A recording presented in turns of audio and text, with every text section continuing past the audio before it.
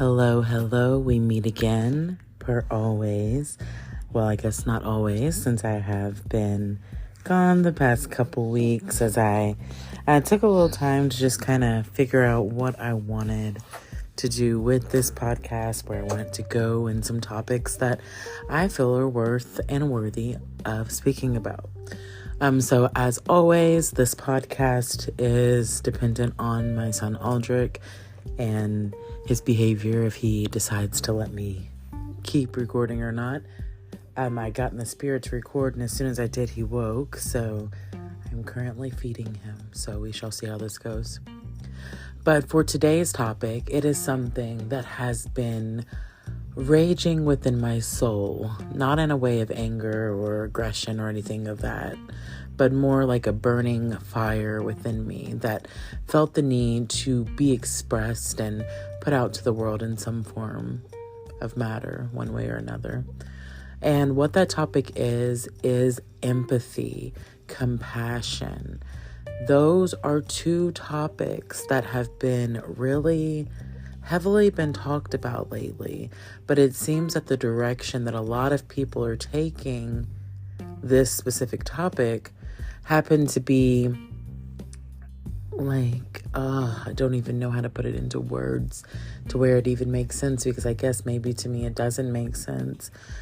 And I do understand that we're all on different journeys and we're all on different paths of where we're going and what we're doing. Although it's interconnected, we are completely living different perspectives in this reality that we call life, right? But what is being said so often is that empathy and compassion are two things that we are meant to outgrow. However, this is a beautiful perspective from the point of view in which it is being said, because I am sure that it is meant to be said with honor and integrity and goodness and faith of the beholder being so overachieved to have conquered any state of emotions or empathy. But the thing is, when we really break that down, what does that sound like? What kind of society would that create if we all live in a world that lacks empathy, that lacks compassion for others, care, concern, and that lacks emotions? Now, emotions themselves are a touchy topic. No pun intended. But it's mostly because emotions are something that can really either move you to make a change, or they can break you to, again, usually make a change in some form or some way. But emotions are actually one of the most powerful tools of our creation. People who hold empathy and who are able to have compassion for others and for life and for all forms of life and for the all that is, are typically the ones that are the most connected to source in every form of its creation. Not that they are more connected because they've achieved some goal over anyone else, but it's just they allow source to commune and communicate through them. And now, as we teach people oftentimes in the spiritual community to detach from those emotions, to attach from that energy, to detach from that energy, to detach from any empathy, any emotions, and any compassion for others, because we should be so focused on ourselves and that centered element of ourselves. We should be finding that balance. The thing is, if we are unaware of anything outside of ourselves, we would miss the connection we are and of to it. We would also miss the opportunity to give our energy of compassion, love, empathy, whatever you want to call it, to situations that could possibly be remotely sending that healing, loving energy. No different than a prayer can be sent whenever you think of someone and send them the most deepest and heartfelt amount of love, compassion, empathy, and just energy that you can possibly give. When we think that we're so above things like empathy and compassion and emotions, then we learn to disconnect and disengage and turn those things off. And a lot of times that can make us the most stale, stagnant, and bitter human, even though we think that we are being the most powerful embodiment of ourselves.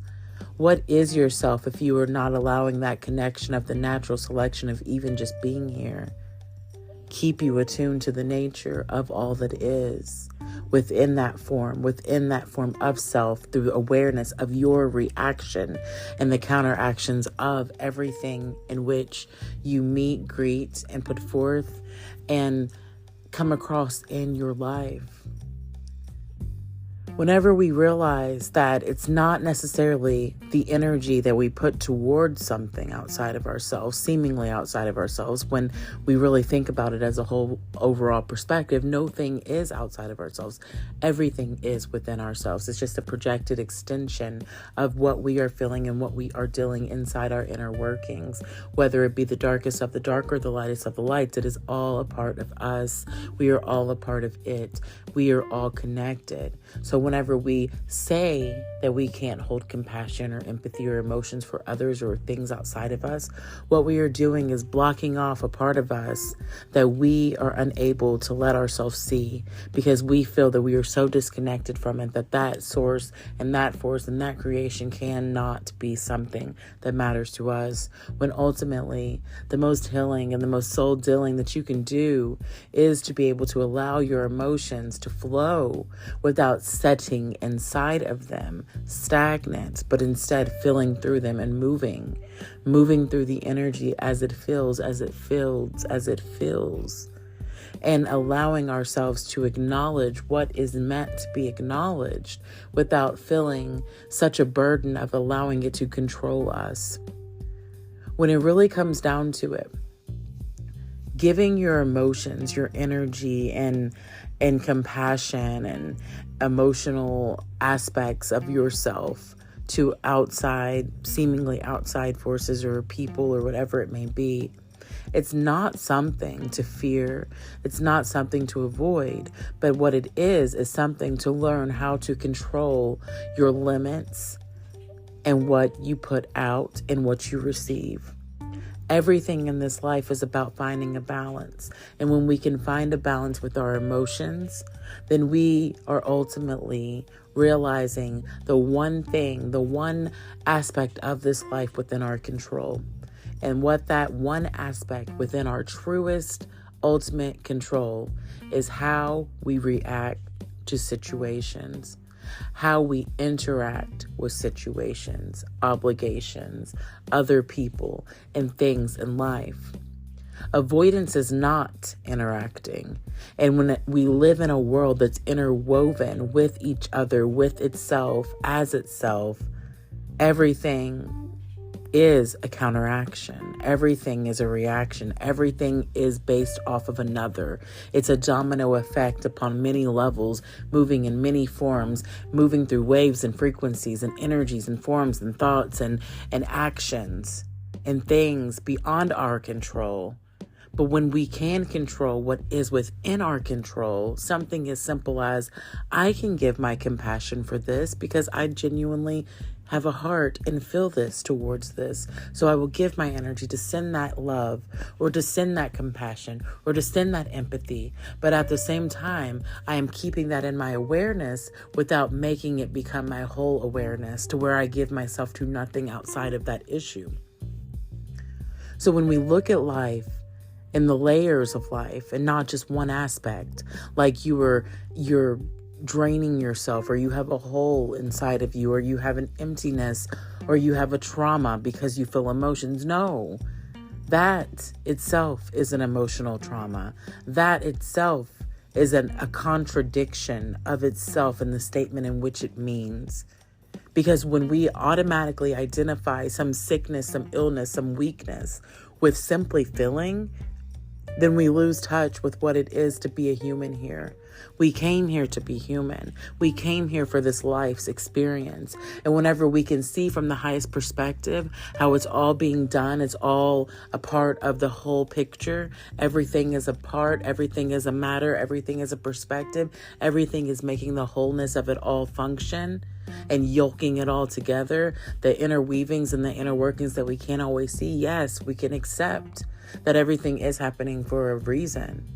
But we can also accept that from that middle ground, that point of view perspective, we can see things that are possibly hurting others. We can see things that are possibly hurting ourselves. We can identify things that should be a little bit different. And whenever we just overlook it and we say, well, the overall picture says everything is okay, then we also overlook the opportunity to send those things love, to send that energy and the healing and the compassion and the heartfelt energy to the situations that we wish to see changed.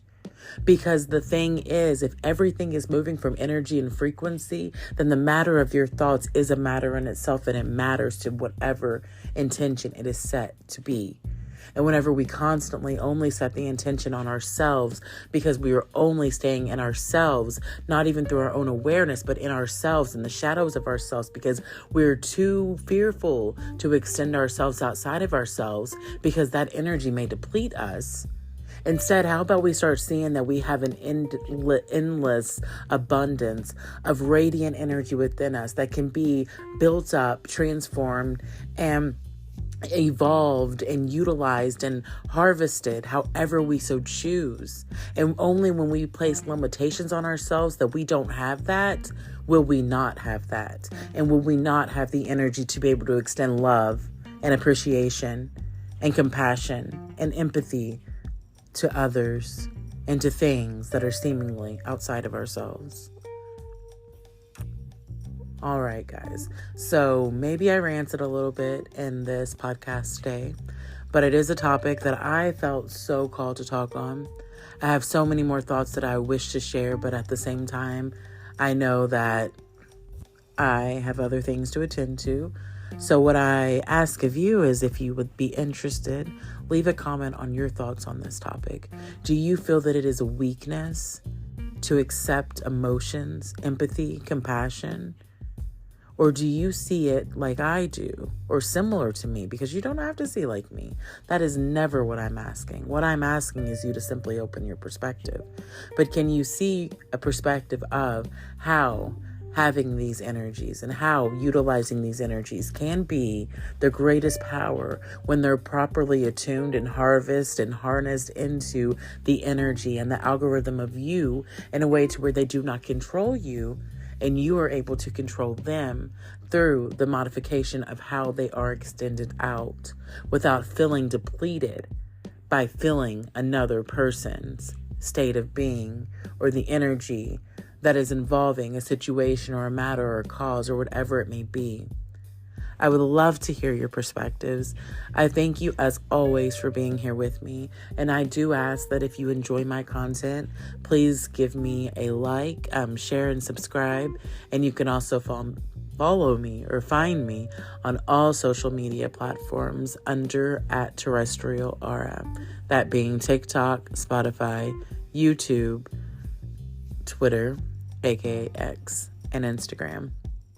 So yes, until we meet again, I send you the most love, the most compassion, the most empathy if need be, and the most energy that I can give to you, knowing that I will not be extending myself beyond the measures and the means in which I can give, because I am aware that that is my own self-control.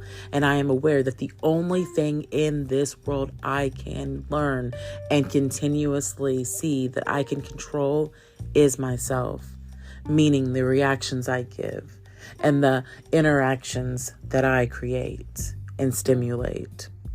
So yes, until we meet again, blessed be. Thank you for listening, and I appreciate you being here. Talk to you soon.